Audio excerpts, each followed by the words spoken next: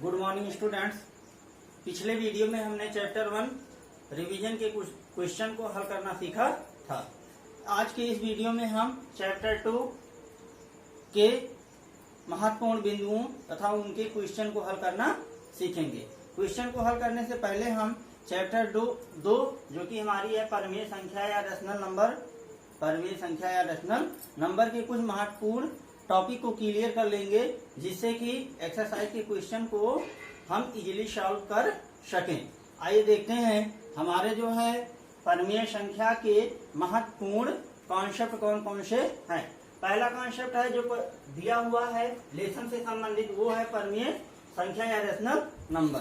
परमेय संख्या या rational number किसे कहते हैं? इसको जानने से पहले इसके पहले की जो कुछ बेसिक चीजें हैं उनके बारे में हम आपको जानकारी प्रदान करेंगे। तो परमेय संख्याओं से पहले सबसे पहले हमारी आती है जो टॉपिक है वो है प्राकृत संख्या। कौन सी संख्या है? नंबर 1 है प्राकृत संख्या। प्राकृत संख्या। अब इसको बोलते हैं प्राकृतिक संख्या को नेचुरल नंबर।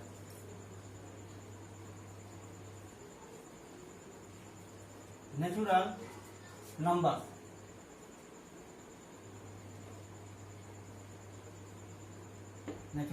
नंबर। अब प्राकृतिक संख्या या नेचुरल नंबर किसे कहते हैं? प्राकृतिक संख्या या नेचुरल नंबर किसे कहते हैं? तो वे संख्याएं जिनका प्रयोग हम गिनने में करते हैं, उनको जो है हम क्या कहते हैं? Natural number. क्या कहते हैं? नेचुरल नंबर कहते हैं। नेचुरल नंबर को जो है n द्वारा प्रदर्शित किया जाता है। नेचुरल नंबर को n द्वारा प्रदर्शित किया जाता है। तो यहाँ लिखेंगे n बराबर 1 2 3 4 5 अनंत तक की संख्याओं का प्रयोग हम गिनने में करते हैं। तो ये हो गई हमारी कौन सी संख्या? प्राकृत संख्या। कौन सी संख्या हो गई? प्राकृत संख्या। अगर आपको जो है प्राकृत संख्या या प्राकृतिक संख्या नेचुरल नंबर का डिफिनेशन लिखना है तो आप लिखेंगे वे संख्याएं जिनका प्रयोग हम गिनने के रूप में करते हैं, उनको जो है क्या कहते हैं? प्राकृतिक संख्याएं कहते हैं। प्राकृतिक संख्याओं के समुच्चय या संगठन को जो है n द्वारा प्रदर्शित किया जाता है। उसके बाद नीचे लिखेंगे एग्जाम्पल। ठीक है, एग्जाम्पल लिखेंगे n बराबर 1 2 3 4 5 इंफिनिटी तक, अनंत तक जो है प्राकृतिक संख्याओं का प्रयोग हम गिनने में करते हैं। इस प्रकार आप इसको जो है नोट्स बना सकते हैं। अब हम प्राकृतिक संख्याओं के विशेषता के बारे में अध्ययन करेंगे। पहली विशेषता क्या है? पहली विशेषता है सबसे छोटी प्राकृतिक संख्या 1 होती है। सबसे छोटी प्राकृतिक संख्या क्या होती है? 1 होती है। दूसरी हमारी विशेषता है सबसे बड़ी प्राकृतिक संख्या प्राप्त नहीं की जा सकती है। सबसे बड़ी प्राकृतिक संख्या प्राप्त नहीं की जा सकती। क्यों? क्योंकि प्राकृतिक संख्याएं हम अनंत तक लिख सकते हैं। तीसरा हमारा महत्वपूर्ण बिंदु है प्राकृतिक संख्या का, प्रत्येक क्रमागत प्राकृतिक संख्या में 1 जोड़कर अगली प्राकृतिक संख्या प्राप्त कर सकते हैं। अगर हमको कोई एक प्राकृतिक संख्या प्राप्त है, जैसे मान लीजिए 23 है। कौन सी प्राकृतिक संख्या है? 23 है। इसकी हमें अगली प्राकृतिक संख्या ज्ञात करनी है।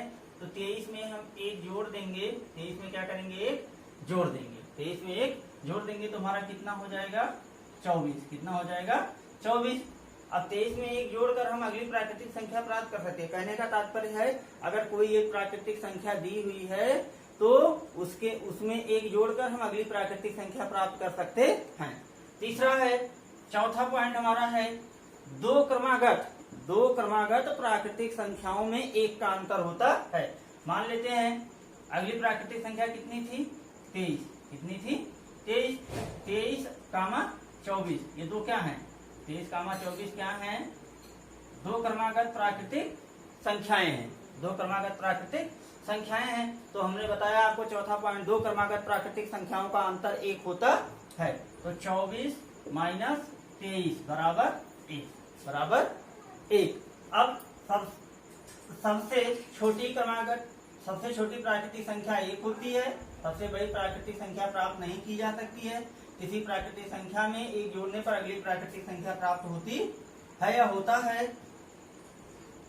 दो क्रमागत प्राकृतिक संख्याओं में एक का अंतर होता है। ये तो हो गई प्राकृतिक संख्या, ये हो गई आपकी प्राकृतिक संख्या।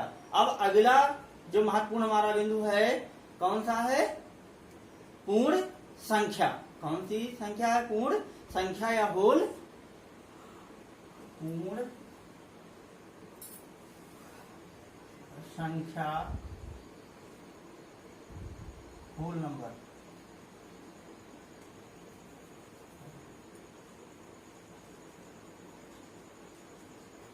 होल नंबर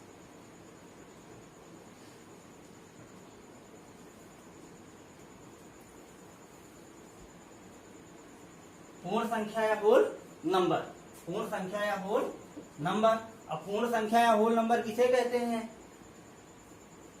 यदि हम प्राकृतिक संख्याओं में शून्य को सम्मिलित कर लेते हैं, यदि हम प्राकृतिक संख्याओं में शून्य को सम्मिलित कर लेते हैं तो उसे हम कौन सी संख्या कहते हैं? होल नंबर कहते हैं। क्या कहते हैं? होल नंबर कहते हैं। तो अगर आपको परिभाषा लिखना होगा तो आप लिखेंगे कि यदि हम प्राकृतिक संख्याओं में शून्य को सम्मिलित कर लेते हैं तो उसे होल नंबर कहते हैं। अब होल नंबर को जो है किसके द्वारा प्रदर्शित किया जाता है? W के द्वारा। किसके द्वारा प्रदर्शित किया जाता है? W के द्वारा। W बराबर 0, 1, 2, 3, 4 द्वारा प्रदर्शित किया जाता है। प्रत्येक प्राकृतिक संख्या पूर्ण संख्या होती है, लेकिन प्रत्येक पूर्ण संख्या प्राकृतिक संख्या नहीं होती है। क्यों? क्योंकि जितनी भी प्राकृतिक संख्याएं हैं किससे प्रारंभ होती हैं? 1, 2, 3, 4 अनंत तक। जबकि जो पूर्ण संख्याएं हैं वो किससे प्रारंभ होती हैं? शून्य से। तो अगर हम देखेंगे n बराबर देखेंगे तो 1, 2, 3, 4 अनंत तक है, लेकिन इसमें क्या नहीं है? शून्य नहीं है। शून्य नहीं है। इसलिए प्रत्येक प्राकृतिक संख्या पूर्ण संख्या है, लेकिन प्रत्येक पूर्ण संख्या प्राकृतिक संख्या नहीं है। प्राकृतिक संख्या नहीं है क्योंकि पूर्ण संख्या में शून्य सम्मिलित होता है और प्राकृतिक संख्या में शून्य सम्मिलित नहीं होता है। शून्य सम्मिलित नहीं होता है। अब हम पूर्ण संख्याओं की विशेषताओं के बारे में अध्ययन करेंगे। पहली विशेषता है सबसे छोटी पूर्ण संख्या शून्य होती है। सबसे छोटी पूर्ण संख्या क्या होती है? शून्य होती है। सबसे बड़ी पूर्ण संख्या प्राप्त नहीं की जा सकती है। दो क्रमागत पूर्ण संख्याओं में एक का अंतर होता है। दो क्रमागत पूर्ण संख्याओं में एक का अंतर होता है। किसी भी पूर्ण संख्या में एक जोड़कर अगली क्रमागत प्राकृतिक पूर्ण संख्या हम प्राप्त कर सकते हैं। किसी भी पूर्ण संख्या में एक जोड़कर अगली क्रमागत पूर्ण संख्या प्राप्त कर सकते हैं। यह है हमारी पूर्ण संख्याओं की विशेषताएं। पूर्ण संख्याओं की क्या है? विशेषताएं। तो पहली विशेषता है क्या है? सबसे छोटी पूर्ण संख्या शून्य होती है। शून्य होती है। दूसरी विशेषता क्या है? सबसे बड़ी पूर्ण संख्या प्राप्त नहीं की जा सकती है। की जा सकती है। तीसरी हमारी विशेषता है दो क्रमागत पूर्ण संख्या में एक का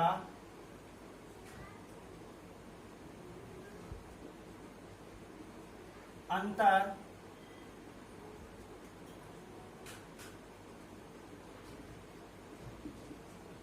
होता है, एक का अंतर होता है। लास्ट हमारा पॉइंट है प्रत्येक प्राकृत संख्या पूर्ण संख्या होती है। लास्ट हमारा पॉइंट है प्रत्येक प्राकृतिक संख्या पूर्ण संख्या होती है। प्रत्येक पूर्ण संख्या प्राकृत संख्या नहीं होती है। नहीं होती है। क्यों नहीं होती है? क्योंकि पूर्ण संख्या में शून्य पाया जाता है, जबकि प्राकृतिक संख्या में शून्य नहीं पाया जाता है। प्राकृतिक संख्या में शून्य नहीं पाया जाता है। इन सभी पॉइंट्स को आप जो है फेयर कॉपी में साथ साथ में लिखते रहिएगा। अगला हमारा टॉपिक है पूर्णांक, इंटीजर। पूर्णांक या इंटीजर। पूर्णांक किसे कहते हैं? यदि हम पूर्ण संख्याओं में ऋणात्मक पूर्णांकों को सम्मिलित कर लेते हैं तो उसे क्या कहते हैं? इंटीजर्स कहते हैं। यदि हम पूर्ण संख्याओं में ऋणात्मक पूर्णांकों को भी सम्मिलित कर लेते हैं तो उसे क्या कहते हैं? पूर्णांक कहते हैं। जिसे किसके द्वारा प्रदर्शित किया जाता है?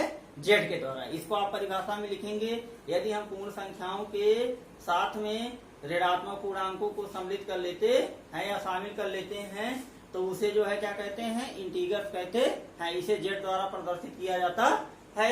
अब ऋणात्मक पूर्णांक और धनात्मक पूर्णांक, अब आपके कौन से हमने बताया कि इसे जेड द्वारा प्रदर्शित किया जाता है। अब हम लिखेंगे, कहे हैं कि पूर्ण संख्याओं में यदि ऋणात्मक पूर्णांकों को भी सम्मिलित कर लेते हैं तो संख्या रेखा पर आपको बताया गया है कि संख्या रेखा पर धनात्मक और ऋणात्मक पूर्णांक दोनों प्रदर्शित किए जाते हैं। तो ये आपकी क्या है? पूर्ण संख्या है। 1 2 3 4 अनंत तक। इसी प्रकार ऋणात्मक पूर्णांकों को सम्मिलित कर लें तो -1 -2 -3, ये आपके क्या है? पूर्णांक। क्या है? पूर्णांक। तो आप पूर्णांक क्या लिखेंगे? पूर्णांक की परिभाषा क्या होगी? यदि हम पूर्ण संख्याओं में जो है ऋणात्मक पूर्णांकों को भी सम्मिलित कर लेते हैं तो हम हमारी संख्या क्या कहलाएगी? पूर्णांक कहलाएगी। अब अगर आपको प्रदर्शित करना है, जैसे धनात्मक पूर्णांक भी है और ऋणात्मक, तो अगर धनात्मक पूर्णांक को प्रदर्शित करना है तो जेड पॉजिटिव बराबर, यहाँ लिखेंगे जेड पॉजिटिव बराबर 1 1, 2, 3 और जेड निगेटिव बराबर आपका होगा यहां से -1 -2 -3 -4 अनंत तक। उसके बाद यहां बचता है 0 या 0। 0 या 0। तो जो शून्य होता है वह ना तो धनात्मक होता है ना तो ऋणात्मक होता है। ना तो धनात्मक होता है और ना तो ऋणात्मक होता है। अब अगर हम इसकी विशेषताओं के बारे में अध्ययन करेंगे तो सबसे पहले लिखेंगे कि सबसे छोटा पूर्णांक तथा सबसे बड़ा पूर्णांक संख्या रेखा पर प्रदर्शित नहीं किया जा सकता है। प्रदर्शित नहीं किया जा सकता है।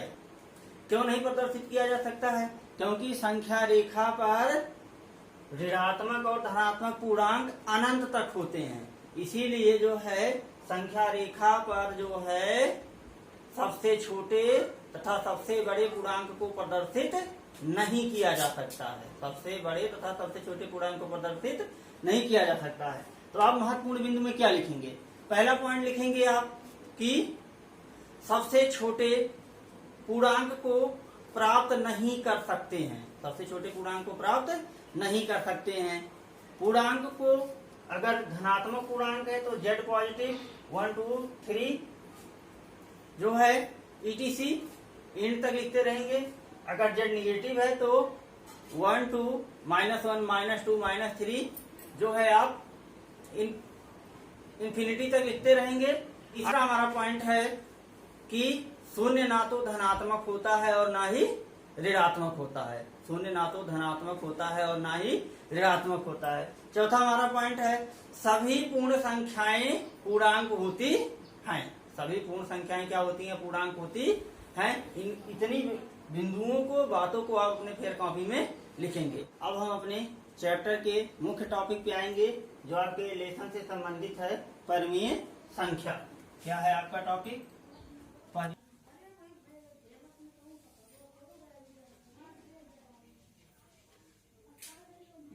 Rational number.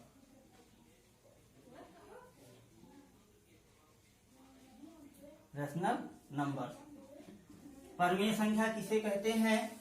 तो वे संख्याएं जिसे हम p बाई क्यू के रूप में प्रदर्शित कर सकते हैं।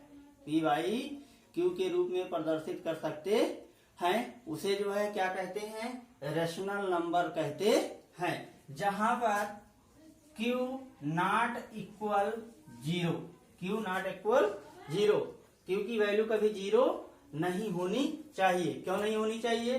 क्योंकि अगर हम देखते हैं कि कोई भी संख्या है तो लिख देंगे 1/1। जैसे मान लेते हैं 2 कोई एक पूर्णांक है तो 2/1, तो ये क्या हो गई? एक परिमेय संख्या हो गई। लेकिन अगर हम लिख सकते हैं, लिख दें 2/0, तो अब आप देखेंगे हम शून्य से क्या करेंगे? 2 में भाग देंगे। शून्य से 2 में भाग देंगे। अब वह कौन सी संख्या है जिसका गुणा हम शून्य में करें 2 आ जाए? जिसका गुणा हम शून्य में करें 2 आ जाए। तो 5 है, यहां मान लेते हैं 5 0 0, 5 0 0। 100 से गुणा करते हैं 100 0 0। तो इस कंडीशन में हमारे पास ऐसा कोई अंक नहीं है जिसका गुणा हम 0 में करें 2 आ जाए। तो इस प्रकार जो है क्यू की वैल्यू कभी शून्य नहीं होनी चाहिए, अन्यथा वो क्या हो जाएगा? अपरिभाषित हो जाएगा। क्या हो जाएगा? अपरिभाषित हो जाएगा। इसीलिए Q not equal 0, Q not equal 0, इसीलिए हम क्यू की वैल्यू को भी 0 नहीं लिख सकते हैं। अब परिमेय संख्या को किसके द्वारा प्रदर्शित किया जाता है? तो परिमेय संख्या को कैपिटल क्यू द्वारा प्रदर्शित किया जाता है। तो क्यू बराबर लिखेंगे, कैपिटल क्यू द्वारा प्रदर्शित किया जाता है। क्यू बराबर लिखेंगे p by Q comma p into p comma Q belong z comma Q not equal 0, Q not equal 0। p by Q अर्थात कोई एक भिन्न हो। दूसरा p क्यू क्या है? अलग अलग पूर्णांक है। एट बिलोंग z बताए थे कि z को किसके द्वारा प्रदर्शित किया जाता है? पूर्णांक के द्वारा। किसके द्वारा प्रदर्शित किया जाता है? पूर्णांक के द्वारा। और पूर्णांक क्या होता है? पूर्णांक जो है धनात्मक और ऋणात्मक दोनों होता है। कहने का तात्पर्य है कि वह संख्या जो p बाई क्यू के रूप में हो या p क्यू पूर्णांक के रूप में हो या e बिलोंग z क्या होता है? पूर्णांक होता है। तो उसे हम जो है किसके द्वारा प्रदर्शित करते हैं? परिमेय संख्या के रूप में प्रदर्शित कर सकते हैं। अब परिमेय संख्या के कुछ गुण हैं जिनको हम आपको बताएंगे। प्रत्येक पूर्णांक एक परिमेय संख्या होती है। आप फिर कॉपी में लिखेंगे प्रत्येक पूर्णांक एक परिमेय संख्या होती है। दूसरा पॉइंट लिखेंगे कि धनात्मक और ऋणात्मक दोनों पूर्णांक परिमेय संख्याएं होती हैं। तीसरा लिखेंगे आप कि जो है क्यू की वैल्यू कभी 0 नहीं होनी चाहिए। क्यू की वैल्यू कभी 0 नहीं होनी चाहिए। परिमेय संख्या में शून्य धनात्मक और ऋणात्मक दोनों हो सकता है। शून्य धनात्मक और ऋणात्मक दोनों हो सकता है। जो संख्या परिमेय नहीं है, परिमेय नहीं है, जिसको हम भिन्न में प्रदर्शित नहीं कर सकते हैं, वो अपरिमेय संख्या कहलाती है। अगले वीडियो में हम जो है परिमेय संख्याओं के जो संक्रियाएं हैं गुणा भाग जोड़ घटाने के बारे में अध्ययन करेंगे। जितने भी टॉपिक आपको बताए गए हैं इन सभी टॉपिक को आप फेयर कॉपी में नोट कर लीजिएगा।